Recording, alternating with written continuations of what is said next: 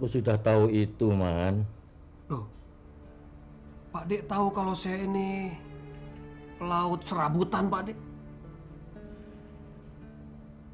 Aku tahu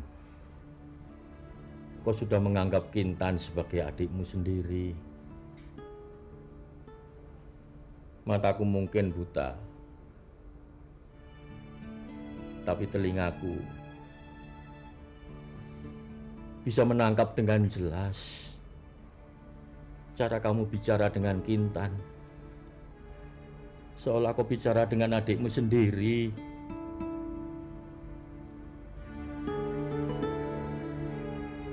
Sebenarnya Pak Dek, saya pengen banget tinggal menemani Pak Dek. Tapi besok kapal saya sudah berangkat dari Cirebon.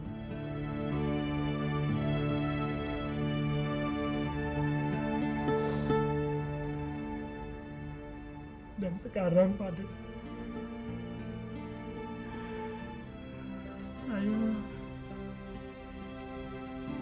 saya harus pamit dari Pak Dek. Iman, dengarlah nak. Sampai kapanpun kamu pergi, pintu rumah selalu terbuka lebar untukmu, nak. Baik siang ataupun malam, terang ataupun hujan. Saat kau mengetuk pintu rumah, sama saja kau mengetuk pintu rumahmu sendiri, nak. Terima kasih Pak Dek.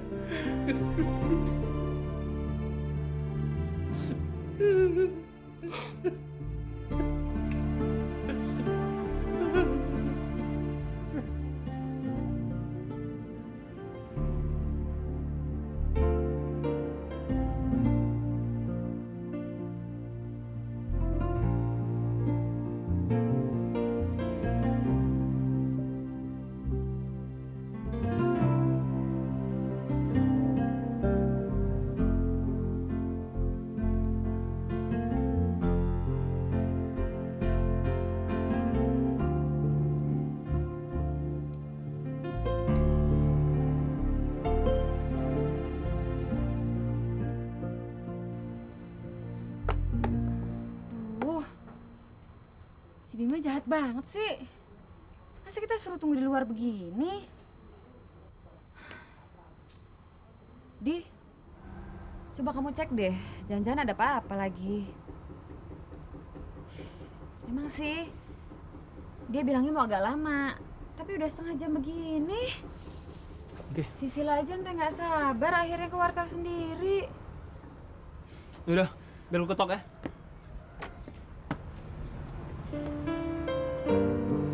Kenapa, Di? Ngomong aja. Itu lu, Bim. Iya, ini gue. Bim, rambut kamu diapain, Bim? Emang kenapa? Di mana sih ditulis bahwa gue tuh nggak boleh potong rambut? Nggak ada kan? Jangan kesok gitu dong. Wah, Kintan pasti pangling berat nih ngeliat lu. Kenapa sih lu potong rambut segala? Ya, untuk jaga-jaga aja. Sebentar lagi kita masuk ke Surabaya. Gue takut polisi sana sudah megang arsip dan ciri-ciri gue. Rambut panjang, putih, bermotor Harley. Ya, siapa tahu dengan begini mungkin kita bisa lebih luas mondar-mandir di Surabaya. Tapi kalau aku lihat-lihat, dengan rambut pendek kamu ini, kamu jadi kayak Edwin. Kayak Edwin. Ngapain sih lu ngomong-ngomong soal Edwin? Emangnya lu kenal sama dia? Aku kan udah banyak diceritain Sila. Lagian aku juga udah lihat fotonya kok. Gak apa-apa, kamu gak salah kok. Malah dulu waktu saya dan Edwin masih serumah, Om Iskandar suka gak bisa ngebedain kita. Makanya kita sepakat untuk berubah penampilan kita. Saya dengan rambut panjang dan Edwin dengan rambut pendek. Seandainya masa-masa itu bisa kembali, saya akan tetap bisa bahagia.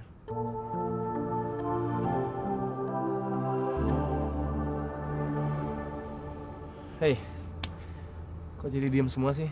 Hah? Ya udahlah, kalau gitu kita cari makan dulu yuk. Sekalian kita jemput Sila. Apa ada yang mau potong rambut juga? Nggak usah ya. Kita jalan yuk.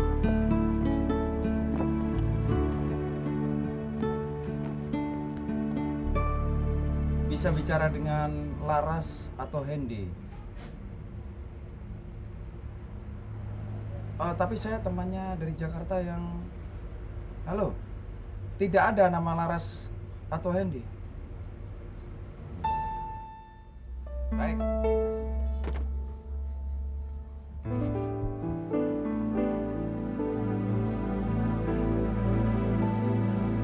Nah, yang ini nih Hen, lucu nih Hen. Iya. Coba lihat, coba. Bagus sih. Tapi kalau harganya lebih dari 10.000, ya kita mendingan beli di Bogor aja, Ras. Ya, kayaknya harganya 11.000 tuh. Ya udah deh, kita balik ke Bogor aja yuk. Hah?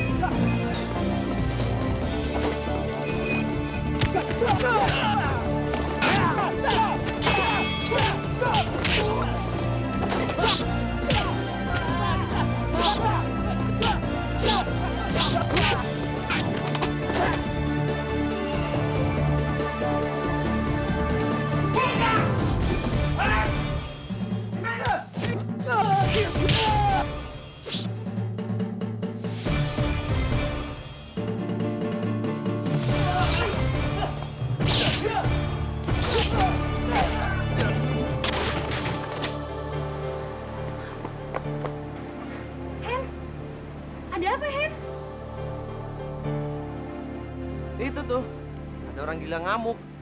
Gak ada hujan, gak ada angin. Aku lagi cukuran di situ. Tiba-tiba datang langsung main keroyok.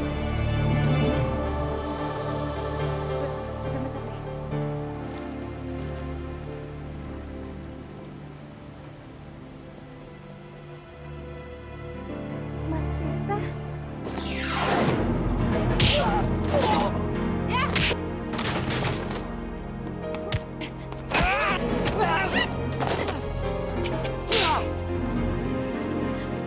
Hari ini semua dendamku lunas. Laras, kamu memang benar-benar adik yang tidak tahu diri.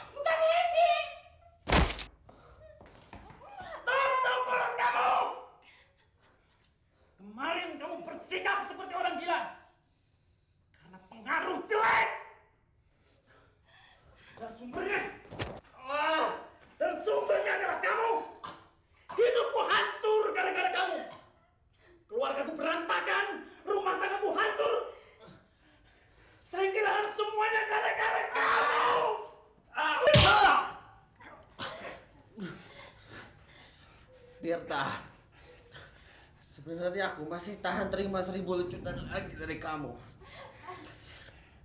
Tapi itu semua nggak akan berubah kenyataan.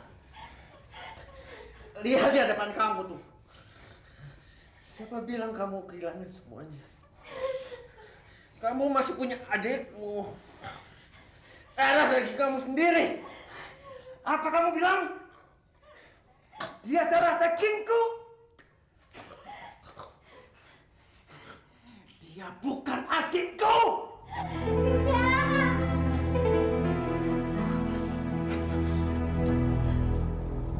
Rasakan ya.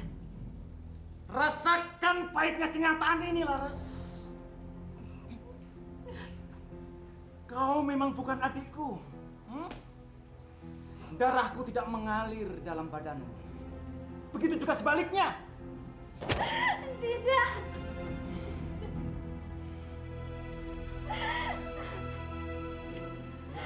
18 tahun yang lalu, mendiang ayahku memungut kamu.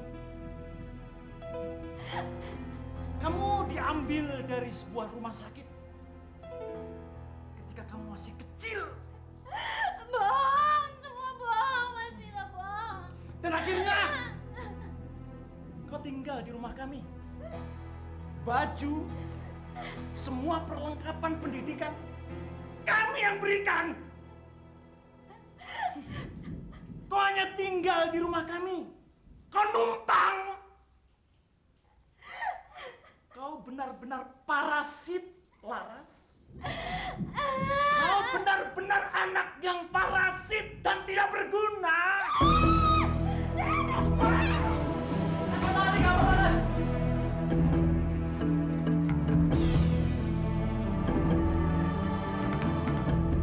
Bu, tolong Bu, cepat panggil polisi Bu. Ada yang gila ngamuk di sini.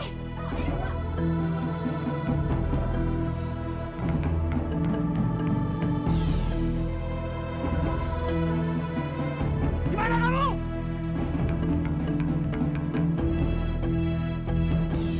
Laras kecil. Laras si bungsu. Laras adik Tirta. Cih! Sungguh cicik aku mendengarnya.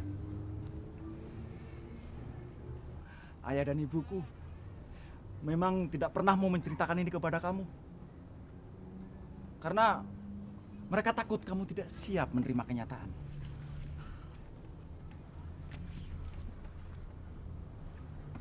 Kenyataan bahwa pada saat rumahmu terbakar, ibu dan bapakmu mati.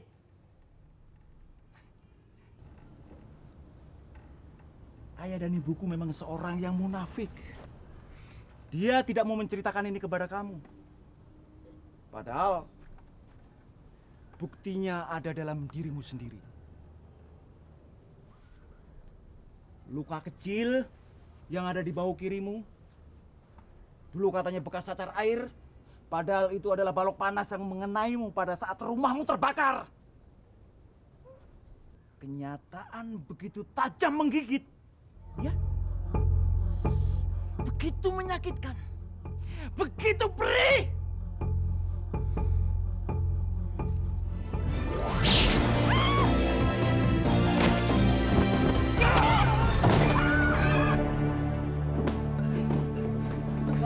Sudah diam! Cepat kejar si Laras!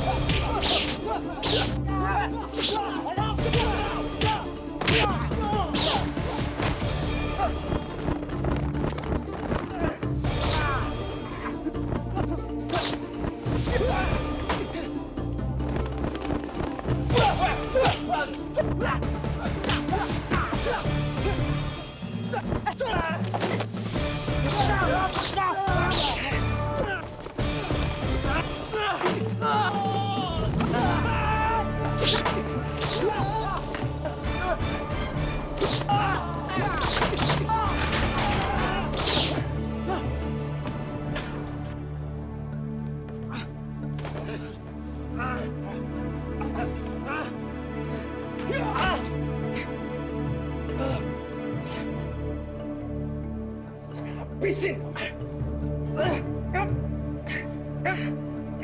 Lepas. Lepas. Sini. Sini. Saya habisin kau.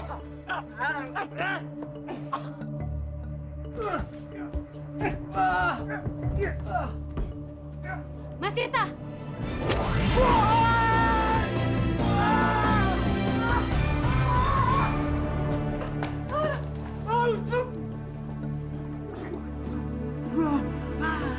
Mas, dengar baik-baik. Ini pertama dan terakhir kali saya tanya. Apa benar yang Mas katakan tadi? Hah? Benar, Laras. Kamu puas sekarang? Tikam aku! Lampiaskan dendammu! Ayo! Mas Tirta, saya bisa saja menikamkan pisau ini, Mas.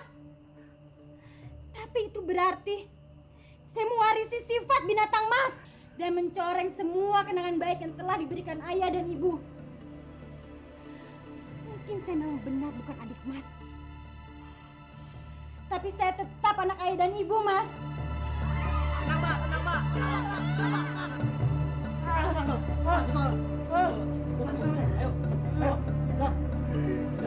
Ayo.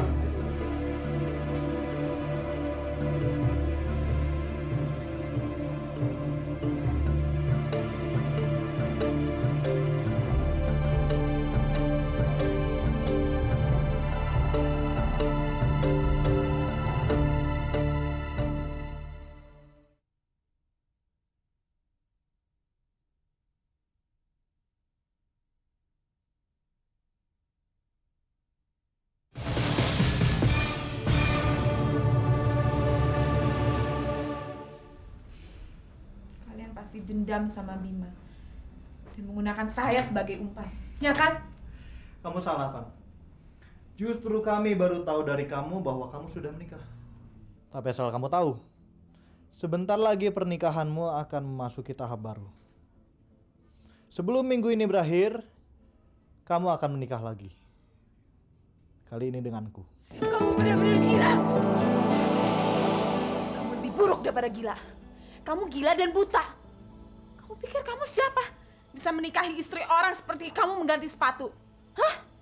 Siapa yang memberi kamu kuasa di atas Tuhan untuk memisahkan perkawinan kami? Kamu masih sama naifnya seperti waktu di Australia. Tapi kamu tahu? Saat ini di segala penjuru dunia, ada 5 orang wanita yang tengah meratapi tempat tidur mereka yang kosong. Mereka tidak kenal satu sama lain, tapi mereka punya satu persamaan. Mereka semua tercatat sebagai istri saya. Kamu iblis berbadan manusia. Mungkin saya ini iblis. Tapi kamu anggap apa diri kamu? Malaikat? Bidadari? Untuk jadi istri yang baik aja kamu gagal. Mana akte pernikahan kamu? Cincin kawin kamu? Kolom di KTP yang menyatakan status kamu sudah menikah? Dan mana suami kamu? Dimanapun dia berada, dia pasti sedang mencari saya. Dan cepat atau lambat, dia pasti bisa mencium jejak kamu. Jadi saya saranin ya, lebih baik kamu cepat-cepat membatalkan rencana busuk kamu. Kalau enggak, kamu akan menyesal. Suami kamu mau melacak sampai ke tempat persembunyian ini. Dasar wanita naif. Naif. Johan, Dok. Dari mana? ada perubahan mendadak. Karena waktu kita sempit, perkawinan kalian harus dipercepat. Perkawinan kalian harus di atas dokumen palsu. Dani sekarang sedang bertemu dengan orang yang akan membuat akte perkawinan kamu. Kalau semua beres, besok kamu dan Kintan sudah resmi jadi suami istri. Oke, sekarang kamu urus dulu dia. Pindahkan aja ke kamar sebelah, biar ini diperbaiki. Baik. Ya.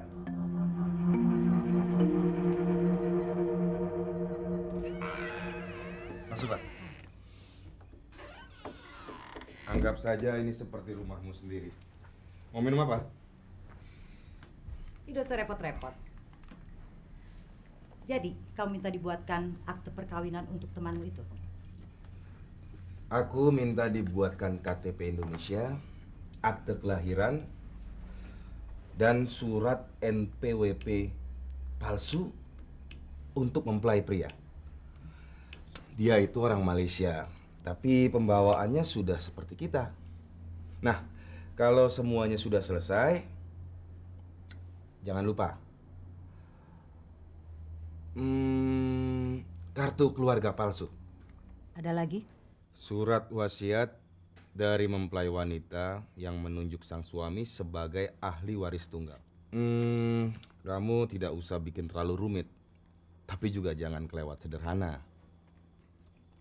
Ini uang muka dan data mempelai pria.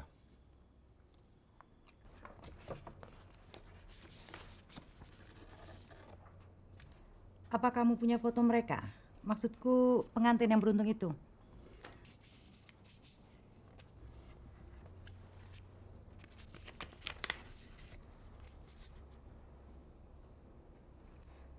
Dalam waktu 48 jam semuanya akan beres. Lama sekali. Biasanya 1 hari 1 malam itu bisa selesai. Gak bisa, Dan. Jadwalku sudah penuh. Ada belasan kontrak dan surat perjanjian yang harus kupalsukan. Begitu selesai, apa aku langsung kemari? Jangan. Bawa ke alamat ini. Tanyakan nama Johan.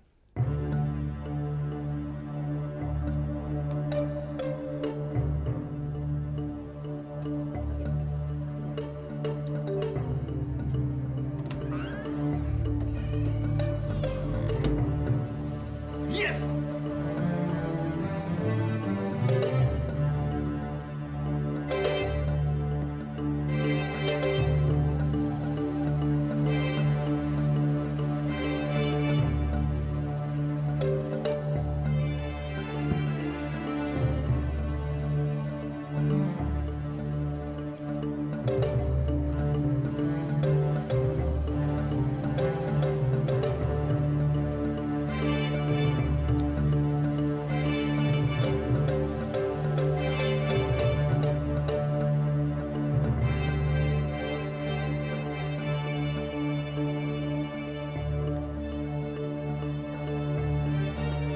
Dok, semuanya sedang diproses. Minggu depan, semua kerja keras kita akan berbuah, Dok. Bukan saja harta kekayaan Wardi, tapi tampuk Perkuri. Dengar tidak, Dok? Perkuri akan kita kuasai.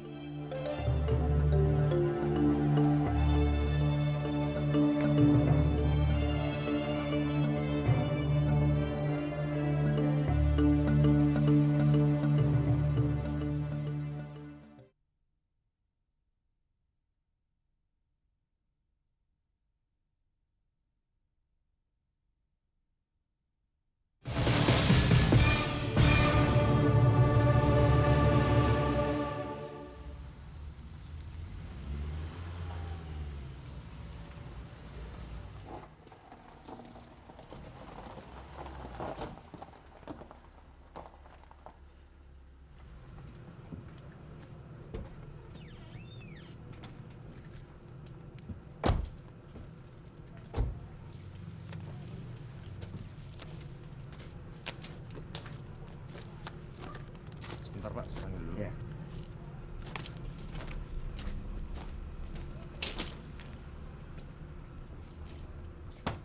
Permisi, Ada apa, Pak? Pak Aswinnya ada? Pak Azwin ada. Sebentar ya, Pak ya.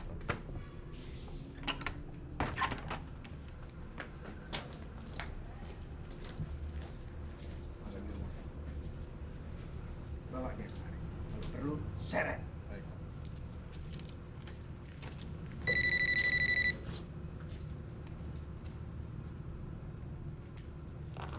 Halo, Edwin. Om ada di mana sekarang? Ah, saya ada urusan penting nih di Batam. Emangnya kenapa? Begini Om, saya baru saja memeriksa ulang agenda perusahaan untuk tahun ini. Terutama sebelum almarhum Papa meninggal. Semuanya berjalan sesuai dengan jadwal, kecuali satu proyek Om, yaitu proyek Resolo Carita. Setahu saya Om, proyek itu kan dibatalkan oleh Papa tepat 1 hari sebelum mendiang Papa meninggal. Yang membuat saya tidak mengerti, kenapa proyek itu Om lanjutkan 1 bulan kemudian. Halo? Halo Om? Transmisinya jelek sekali, Win. Nanti saya hubungi lagi ya. Om? Om?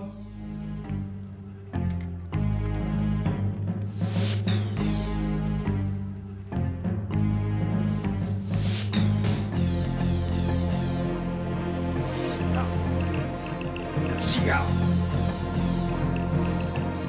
Wah, Pak Roy rupanya. Gua Pak Glenn. Masuk. Masuk. Ayo. Maaf Pak Roy, kalau saya sembunyi di sini. Karena sudah 1 minggu ini pejabat Pemda mondar-mandir mencari saya di kantor. Menanyakan soal ini, itu, dan perizinan soal pelepasan tanah. Aku jadi nggak tahan. Maka saya kabur kemari.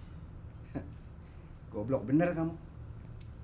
Kenapa mereka tidak kamu bayar seperti yang dulu-dulu? Itu dia masalahnya Pak Roy. Sekarang sedang terjadi perubahan drastis bahwa semua bentuk kolusi dan korupsi diberantas. Dan semua pejabat yang kita suap kemarin sekarang dalam pemeriksaan. Dan saya dengar bahwa polisi dan Departemen Kehakiman sedang bentuk komite penyelidik. Dan saya coba hubungi Pak Roy. Pak Roy tidak pernah ada di kantor. Itu karena aku sibuk mencari kamu. Tahu?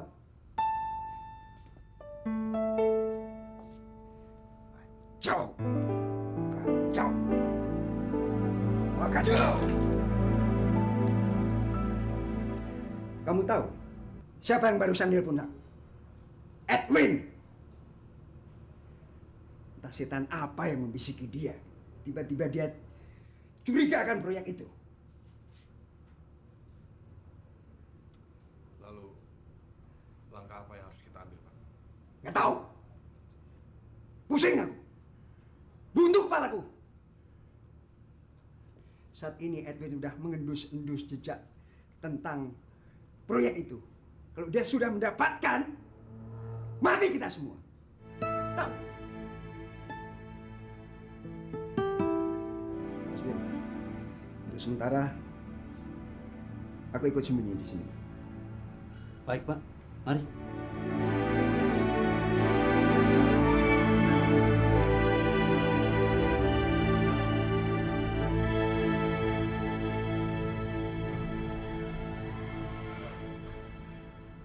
Sepi bener kafe muda.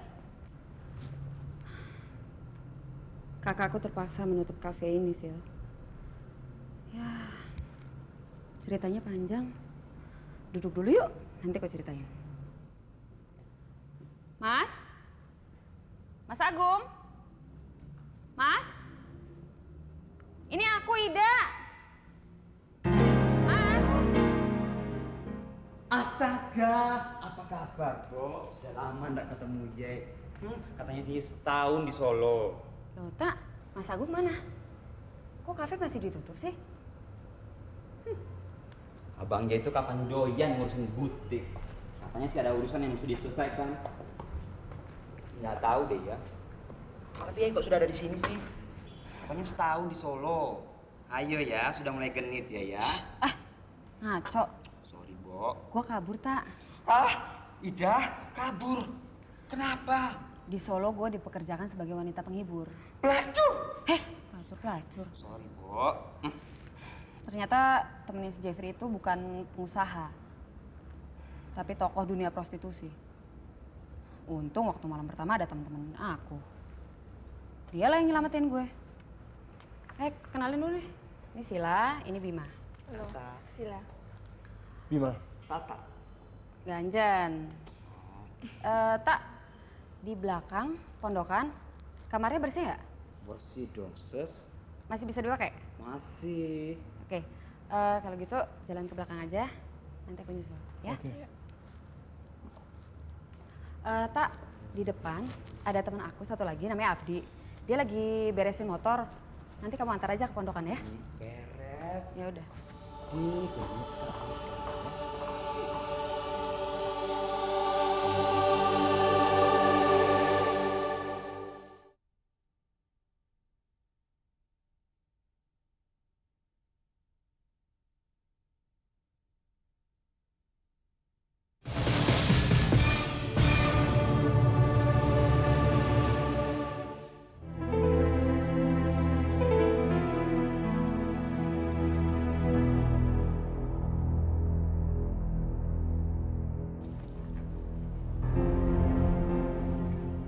Ini makanan kamu. Kamu harus makan. Dari kemarin kamu belum makan, tentunya sangat lapar ya. Intan, 2 hari lagi semuanya akan usai. Secara legal, kamu dan Johan akan menjadi suami istri. Saat ini, seorang pemalsu dokumen yang paling mahir se-Indonesia sedang memproses segala sesuatu untuk menunjuk Johan sebagai suami kamu yang sah. Jadi kenapa kamu tidak mau menyerah saja? Setan dengan rencana kalian semua. Saya ini istri Bima yang syah. Dan rencana sehebat apapun tidak akan bisa memisahkan kita.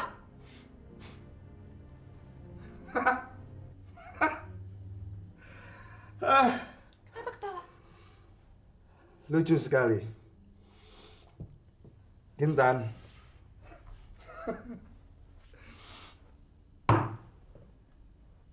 Kamu mengingatkan saya sama seperti kata-kata ayah kamu.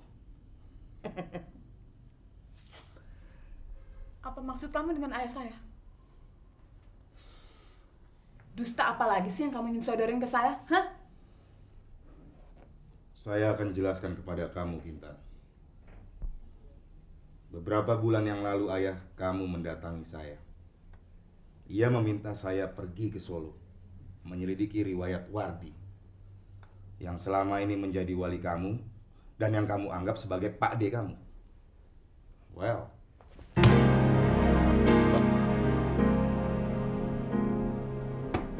apa yang saya temukan?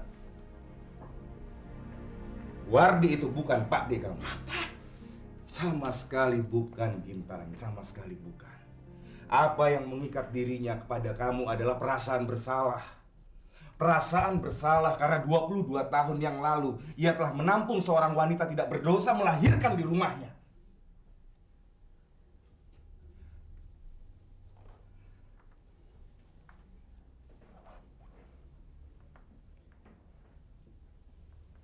Dan bayi yang lahir itu adalah kamu, Kintan.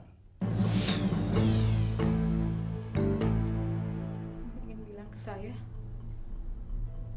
Pak Dewardi adalah ayah saya. Kamu bertanya apakah Wardi itu adalah ayah kamu. Pertanyaan yang sama juga diajukan sang suami wanita itu. Tepat 1 bulan setelah kamu lahir, wanita itu, ibu kamu, kembali ke suaminya. Suaminya menerimanya, tetapi ia tidak mau menerima kamu. Kamu dibawa ke Solo dan tinggal bersama Wardi. Kamu tahu, ayah kamu menganggap bahwa kamu tidak pernah eksis di dunia ini. Tapi setahun kemudian, ia memperoleh apa yang ia inginkan. Seorang anak laki-laki, adik kamu. Saya punya adik. Sayang, ketika anak itu berumur 6 tahun, sang istri, ibu kalian berdua, meninggal dunia. Sang suami begitu terpukul dan selama belasan tahun ia merasa dihantui perasaan bersalah karena telah membuang kamu. Dan ia bersumpah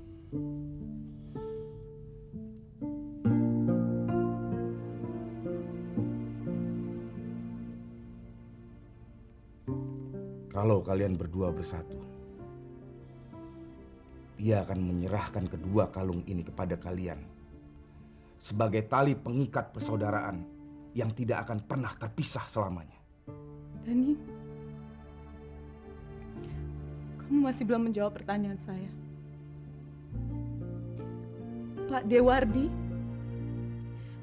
itu ayah saya atau bukan? Kintan, ayah kandung kamu itu adalah suami dari ibu kamu. Orang yang membuat kedua kalung ini, ia adalah Iskandar Harison.